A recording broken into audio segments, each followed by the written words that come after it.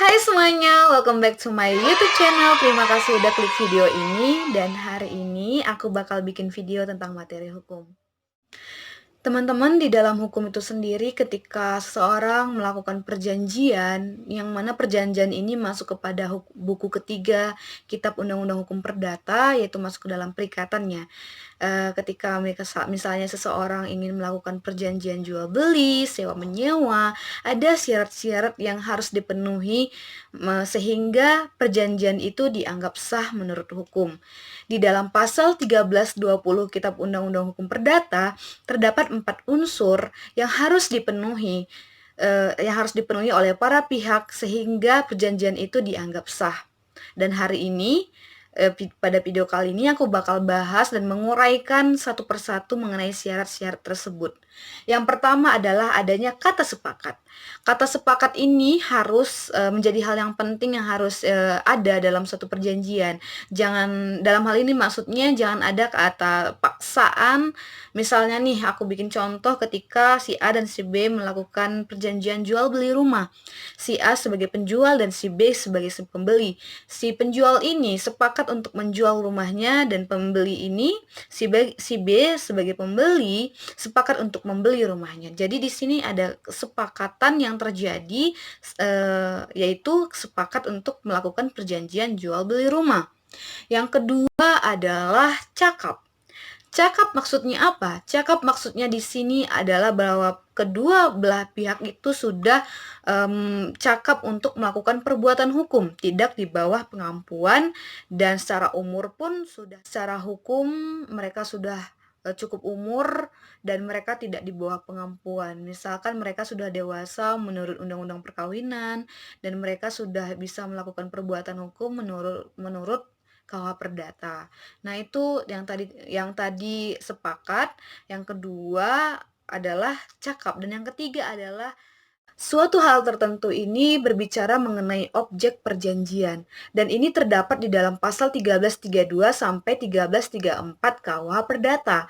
Dan di sini misalkan jika kita kaitkan dengan contoh yang saya sebutkan di awal tadi, ketika si A dan si B melakukan perjanjian jual beli rumah, berarti di sini suatu hal tertentu ini adalah ada objek yang diperjanjikan, yaitu rumah.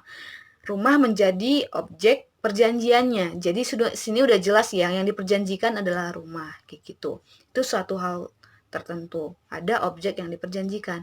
Dan yang keempat adalah sebab kuasa yang halal. Sebab kuasa yang halal di sini maksudnya bahwa isi dan tujuan perjanjian itu harus sesuai dengan undang-undang, ketertiban umum, dan kesusilaan. Jangan sampai objek yang diperjanjikan itu bertentangan dengan undang-undang dan yang saya sebutkan tadi. Jadi itu yang harus ada ketika dalam suatu perjanjian sehingga perjanjian itu dianggap sah secara hukum, yaitu yang pertama adalah sepakat, yang kedua adalah cakap, yang ketiga adalah satu hal tertentu, di sini ada objek yang diperjanjikan jelas, yang keempat adalah sebab kuasa yang halal. Dapat kita uraikan dari keempat unsur-unsur ini, yaitu unsur pertama yaitu sepakat dan cakap ini disebut sebagai unsur subjektif, yang unsur ketiga dan keempat yaitu suatu hal tertentu dan juga sebab kuasa yang halal disebut sebagai unsur objektif. Nah, jika dalam suatu perjanjian unsur pertama dan kedua yaitu unsur subjektif tidak dipenuhi, maka perjanjian itu dapat dibatalkan. Nah, dapat dibatalkan dengan syarat para pihak ini berinisiatif untuk melakukan pembatalan. Jadi ada inisiatif dari antara para pihak. Yang kedua adalah syarat objektif.